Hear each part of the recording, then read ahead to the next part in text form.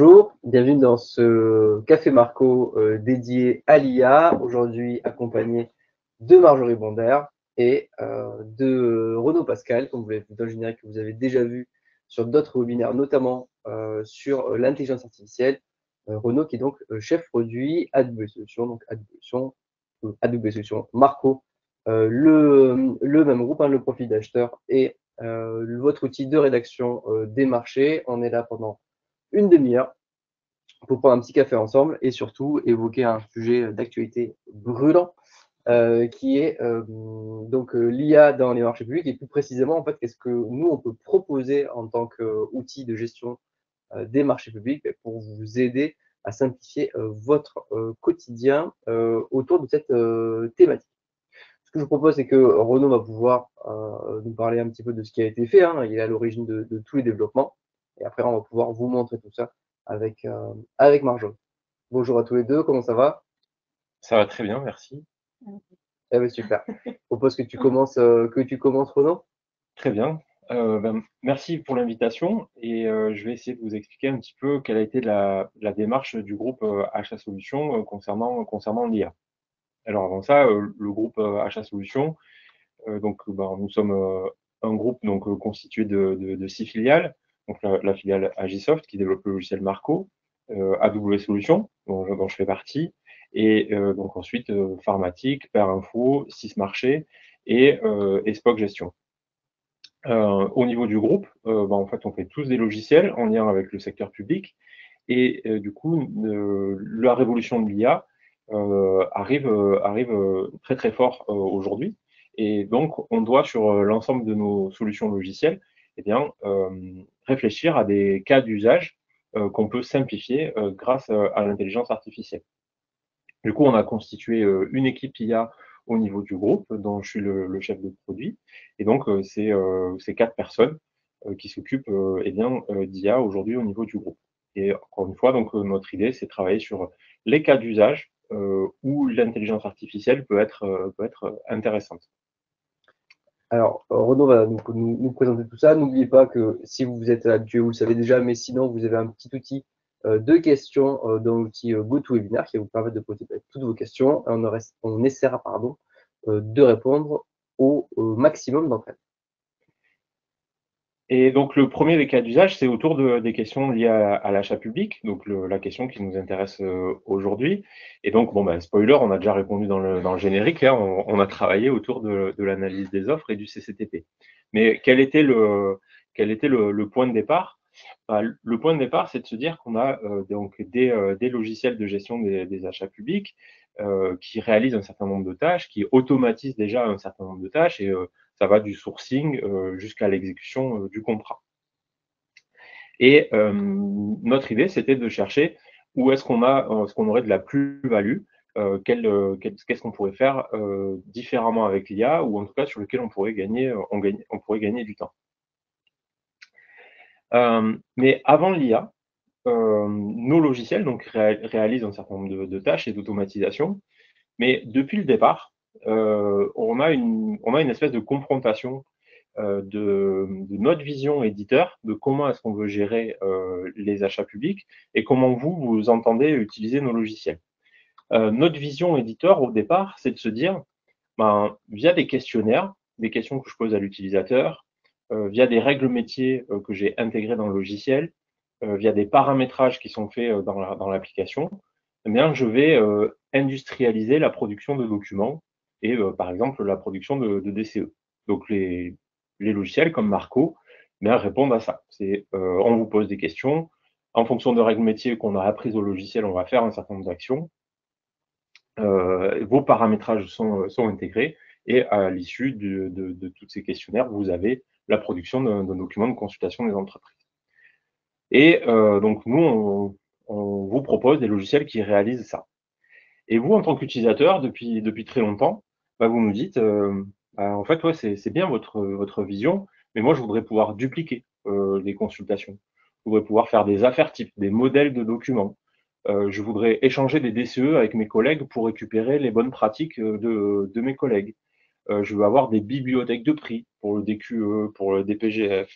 Je voudrais pouvoir importer, exporter mes consultations pour, bénéficier du travail que j'ai déjà fait. Et en gros, vous nous dites, en fait, moi, je ne veux pas saisir. Votre application, elle dit, il faut que je saisisse des informations, et moi, en tant qu'utilisateur, je ne veux pas saisir. Je veux réutiliser ce que j'ai déjà fait. Je veux faire du copier-coller, bénéficier du meilleur des deux mondes, pas avoir à saisir, récupérer les règles métiers. Et ça fait plusieurs années qu'on est bloqué un petit peu sur cette opposition entre notre vision et vous, ce que vous voulez faire dans les applications. Et donc, ça fait très longtemps qu'on se pose la question de comment est-ce qu'on va faire. Et au final, l'intelligence artificielle, elle est venue un petit peu résoudre cette problématique parce que grâce à l'IA, je vais pouvoir récupérer les pratiques de tous mes collègues, de tous les utilisateurs qui gèrent des marchés. J'aurais pas à saisir parce qu'on va le voir, on a très peu de choses à saisir grâce à l'IA et l'IA va faire des recommandations d'un certain nombre de choses. Et donc, cette IA, cette intelligence artificielle, elle va permettre de résoudre cette opposition que je posais. Et donc, le démarrage chez nous, ça a été, mais si vous êtes habitué des webinaires qu'on a pu déjà faire, le démarrage, ça a été la gestion des codes CPV. C'était de se dire, tiens, là, on a un cas d'utilisation qui est intéressant. Les codes CPV, c'est quelque chose qui est très embêtant pour les utilisateurs. Comment est-ce que je pourrais les aider, grâce à de l'intelligence artificielle, à recommander aux utilisateurs une saisie de code CPV. Et de là sont nés plusieurs systèmes de recommandation, donc sur la variation de prix, sur les mots descripteurs de la publicité, sur les critères de jugement. Et donc, on a travaillé à développer nos propres algorithmes d'intelligence artificielle qui sont capables, à partir de données publiques, là, c'est à partir des avis BONP, notamment, sur lesquels on travaille, ou grâce aux données essentielles, grâce à ces données publiques, on a pu développer nos propres algorithmes d'IA et qui sont capables de faire les recommandations dont vous bénéficiez déjà dans l'application.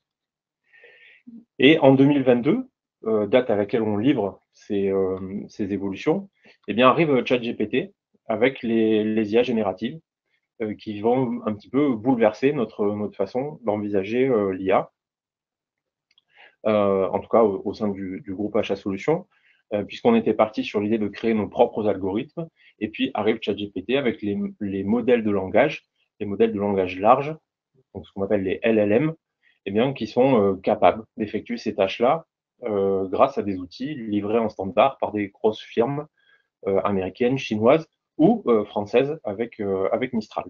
Et donc, cette arrivée des IA génératives, elle va nous permettre de développer de nouveaux outils et de nouveaux composants, travailler sur de nouveaux cas d'utilisation et aller beaucoup plus loin. Donc, c'est pour ça que grâce à ces modèles de langage, on va avoir la capacité à travailler sur de nouveaux cas d'usage, la gestion des CCTP et l'analyse des offres. 3 maîtres mots pour nous dans l'utilisation de l'IA, c'est que ces outils posent un certain nombre de questions. Donc, vous avez beaucoup de ces questions dans l'actualité.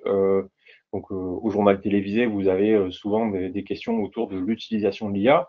On a ces mêmes questionnements qui peuvent être qu'on peut vouloir traiter au niveau des marchés publics et des achats publics.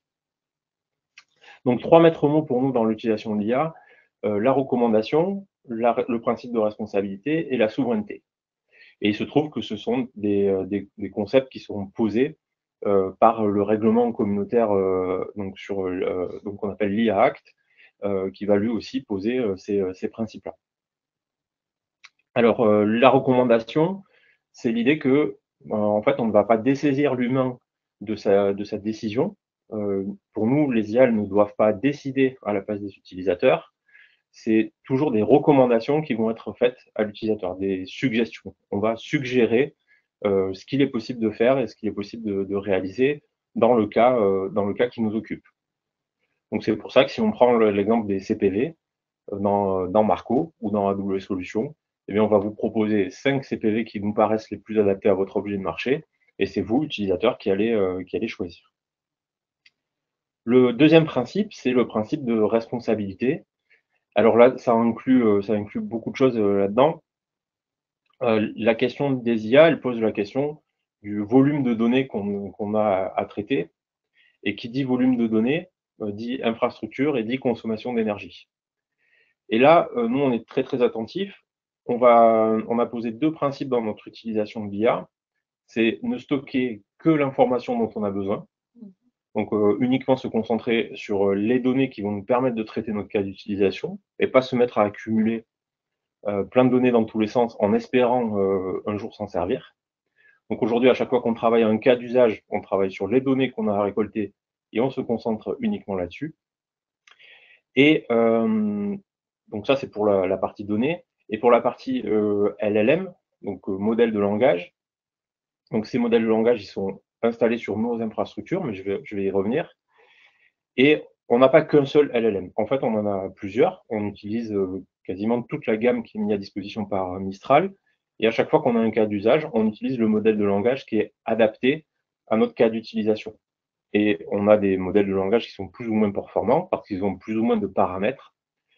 Donc là, nous, on est attentif à n'utiliser que le modèle de langage, enfin le modèle de langage le plus petit qui est adapté à notre cas.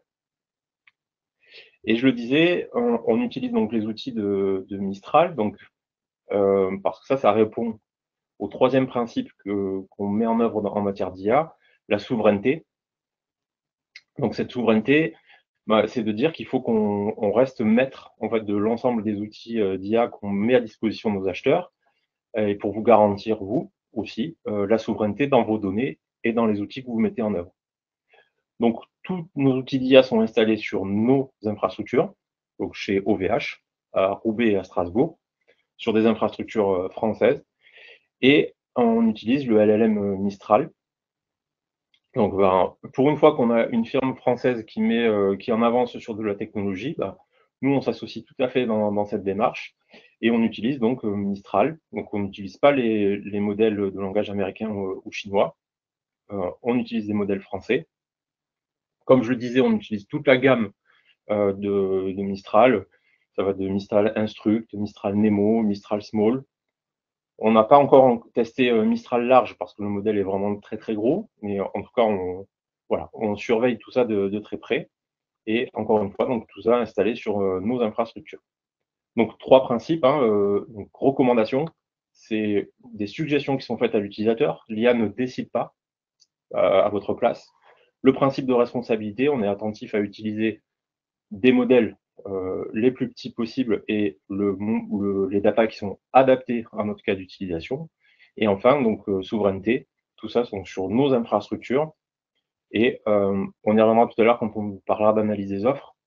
On verra aussi qu'on fait attention en termes de souveraineté à ne pas révéler aux intelligences artificielles des informations qu'elles n'auraient pas à connaître, notamment lorsqu'on va parler de l'analyse des offres et des offres des entreprises, mais on y reviendra.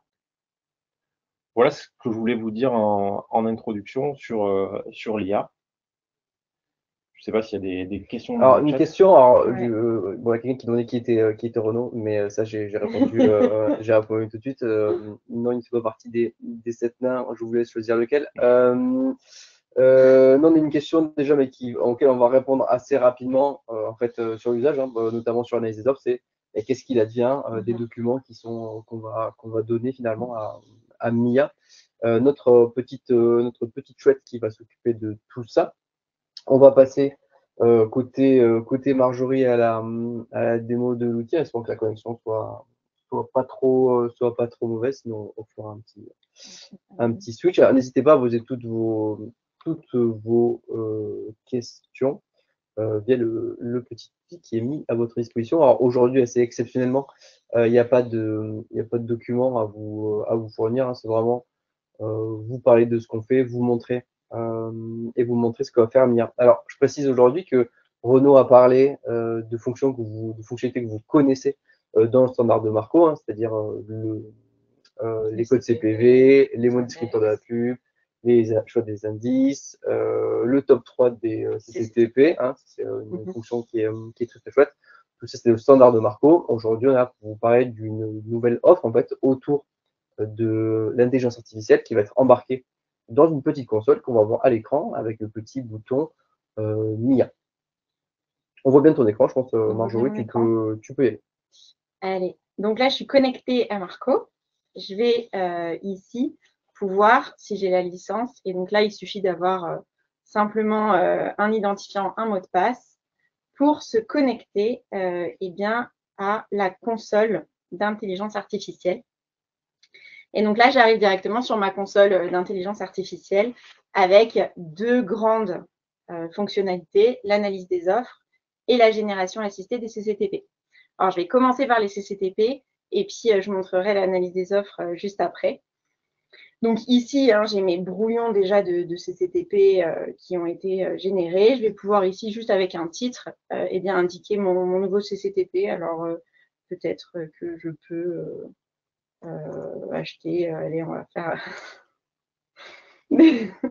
un truc de saison. Allez. De décoration. Hop. D'Halloween. C'est parti. Tu as fait quelques brouillons déjà, on voit que. Et je démarre mon assistant.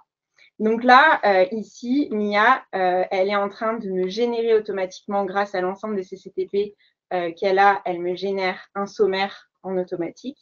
Je peux adapter ce sommaire, donc en modifiant mes titres, en ajoutant d'autres titres.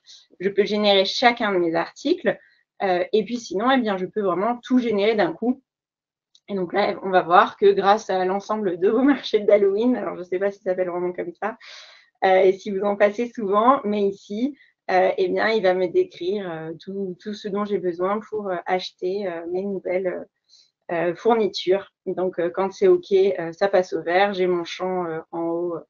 Voilà, là, je suis à 75%. On va l'arrêter là. Et puis, j'aurai la main sur chacun de mes articles pour pouvoir eh bien, poser de nouvelles questions, préciser les éléments. Et donc, ça va vraiment vous aider à gagner du temps sur la base des CCTP connus. Voilà. Avec ici un petit chatbot également qui me permet voilà, de demander, par exemple, quelles conditions environnementales s'appliquent dans le code de la commande publique, par exemple. Bon, j'aurais pu faire plus court, plus public. On s'est coupé la question. Voilà, et donc là, eh bien, je vais avoir l'ensemble de mes normes environnementales. Et donc après, je peux enregistrer, je peux générer sur Word mon travail là, de ce CCTP-là. Alors du coup, j'ai une petite question qui pop et j'en profite pour poser. Bon, alors, sur quel modèle votre assistant est-il fondé, ça on en a parlé, mais c'est sur quelles données il a entraîné et comment on fait du coup, Renaud, tu vas peut-être pouvoir nous répondre, pour éviter le côté hallucination de l'IA.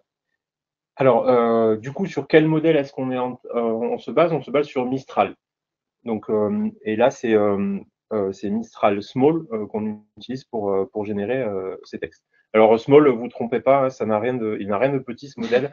Il est vraiment, c'est juste avant le Mistral large qui est le plus gros des modèles. Donc on s'appuie sur ce modèle de langage. Et sur quelles données est-ce qu'il est fondé? Entraîné, ouais. Il est entraîné. Donc on l'entraîne sur les CCTP d'une base de données que nous avons à disposition, puisque côté AW Solutions, on récolte les CCTP des acheteurs, et donc c'est à partir de cette base qu'on se réentraîne. Et là, en fait, techniquement, qu'est-ce qui s'est passé lorsque Marjorie a fait la démo? Eh bien, donc là, ce qu'elle est en train de faire, d'abord, on a interrogé notre base de données et on a récupéré les CCTP qui sont les plus approchants de votre objet de marché. Et c'est eux qui vont permettre de générer les textes qui sont les plus adaptés dans votre CCTP. Et là, si on revient à mon introduction tout à l'heure sur les pratiques, vous nous demandiez des bibliothèques de DCE pour pouvoir vous inspirer. Là, on rejoint le meilleur des deux mondes. C'est grâce à l'intelligence collective et au DCE de vos collègues que l'IA va travailler de façon la plus pertinente pour vous. Et donc, c'est dans ces CCTP des acheteurs publics qu'on va chercher cette donnée. Super, merci pour ta réponse efficace.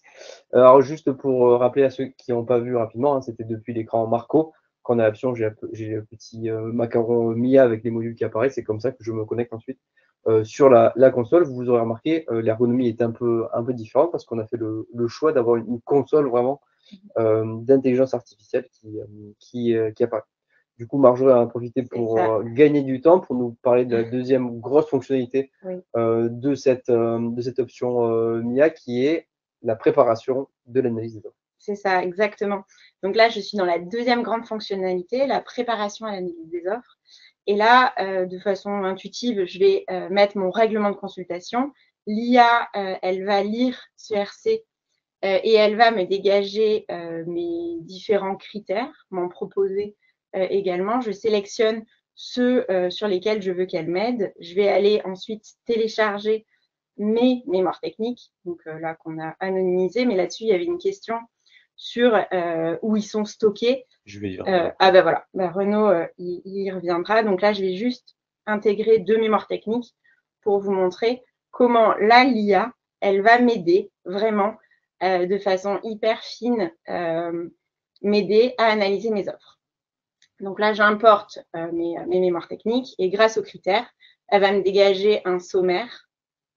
Donc là, il est encore en file d'attente. Alors, avant que tu passes à l'étape suivante, ouais. Qu'est-ce qui est en train de se passer ici? On a chargé donc les mémoires techniques des entreprises. On les a transformées, ce qu'on appelle en vecteurs. On les a transformées dans un langage qui nous permet de communiquer avec l'IA. C'est pour ça que ça prend un temps, mais qui est relativement court.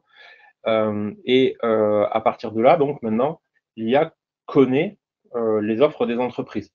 C'est un peu comme tout à l'heure pour le CCTP, où on est allé chercher les CCTP qui sont les plus proches de notre objet de marché. Bah, là, on a à disposition maintenant toutes les offres des entreprises. Et ce qui va permettre, voilà, ce qui se passe à l'écran, de générer en fait des analyses donc comparatives, avantages, inconvénients de chacune des offres sur chacun des critères. Donc là, c'est pas du texte qui est inventé par l'IA, c'est réellement une production par rapport aux mémoires techniques, une synthèse du mémoire technique qui est proposée sous la forme avantage-inconvénient de cette offre par rapport à notre critère. Exactement. C'est exactement ça. Et donc, c'est vrai que ça va vous faire gagner beaucoup, beaucoup de temps parce que ce que l'IA fait de mieux, c'est de prendre l'info, de la synthétiser, de la trier. Et donc là, vous voyez, vous avez vraiment par critère et par entreprise, eh bien, les avantages et les inconvénients, ce qui vont vous permettre, in fine, de noter et puis d'avoir des observations beaucoup plus fines et beaucoup plus rapidement qu'avant.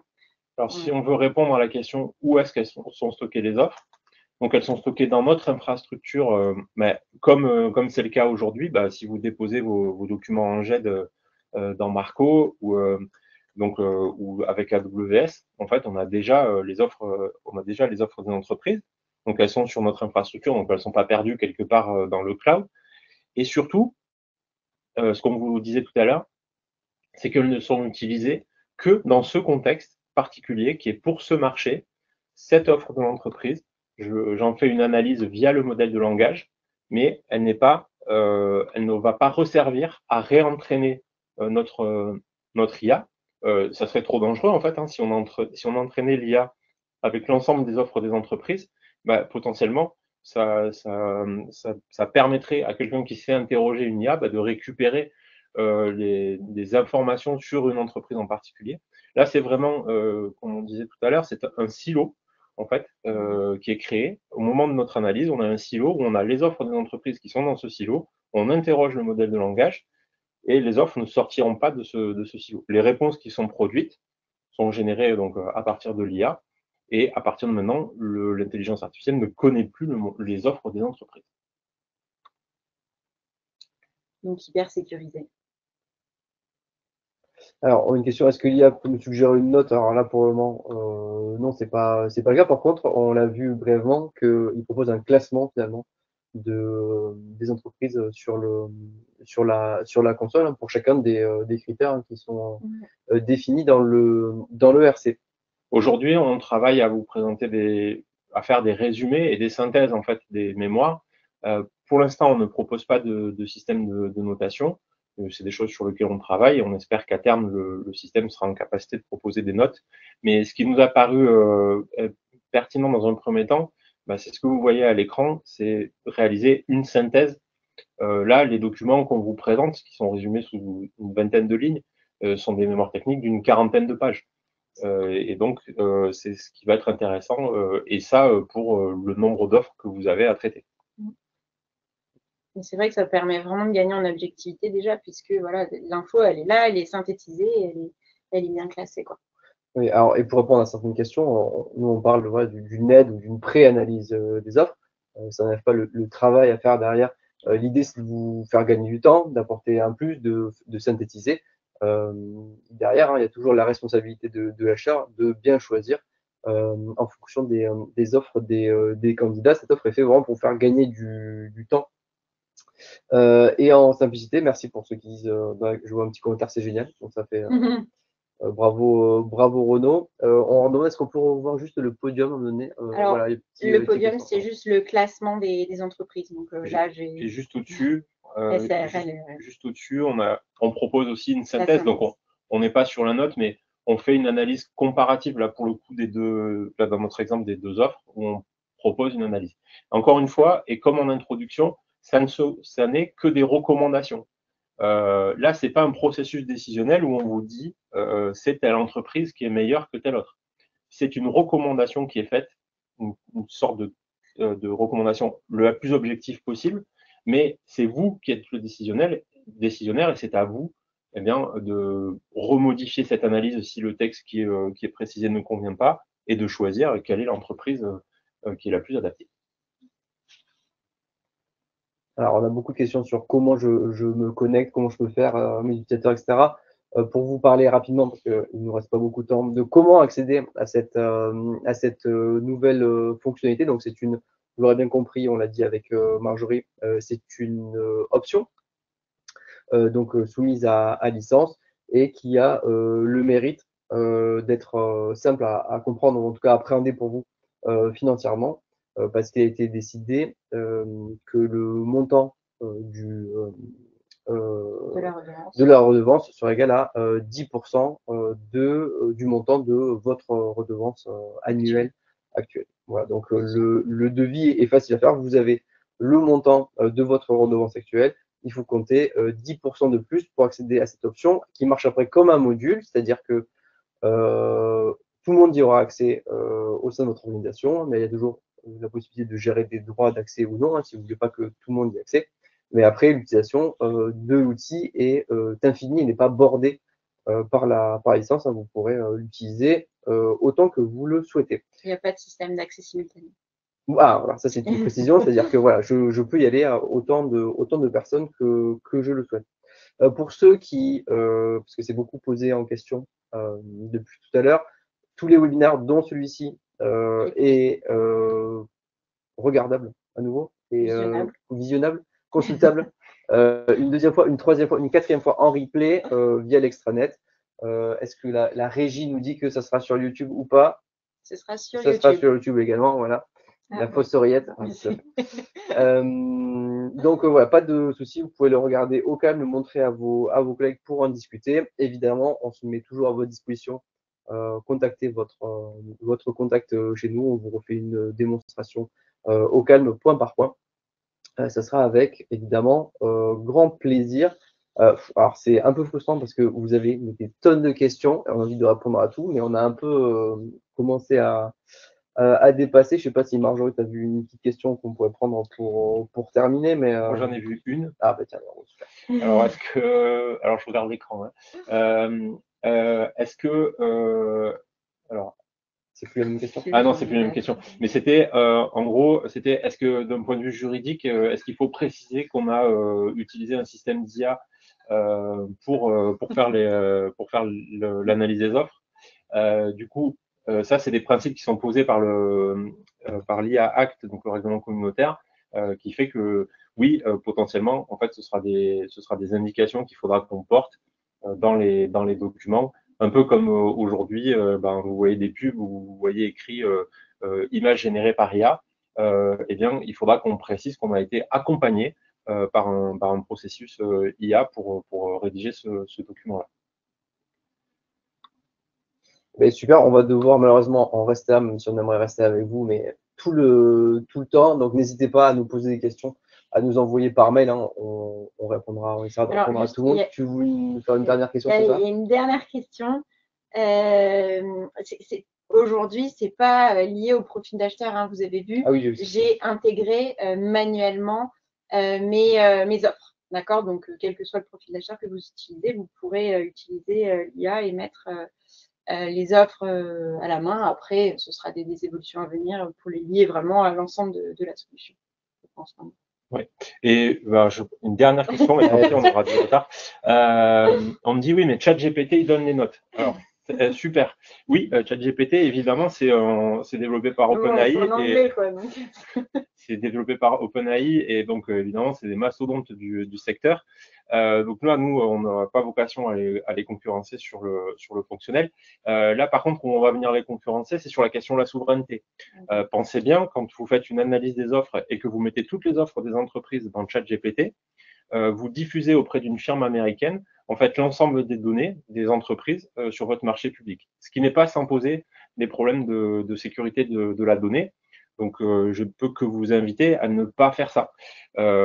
Si vous le faites, c'est au processus, avant, il faut avoir fait une anonymisation de l'ensemble des documents qui peut être relativement colossal.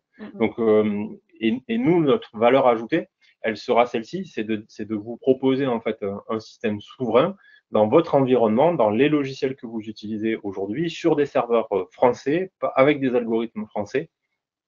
Eh bien, vous aurez le meilleur de ces technologies. Voilà. Oui. Merci. Mais c'est vrai qu'il était important, je pense, de faire une petite précision sur le sujet. On va vous laisser sur ces belles paroles de Renaud. Merci pour l'invitation. On se donne rendez-vous très prochainement le 6 novembre. Merci là. Pour un café Marco qui va être lui dédié au SAD, où on recevra la directrice des affaires juridiques du RESA. Donc venez nous voir le 6 novembre sur un prochain café Marco format allongé. En parlant de café, nous, c'est ce qu'on va aller faire tout de suite. Merci pour votre attention. N'hésitez pas à nous regarder en replay. Bonne journée.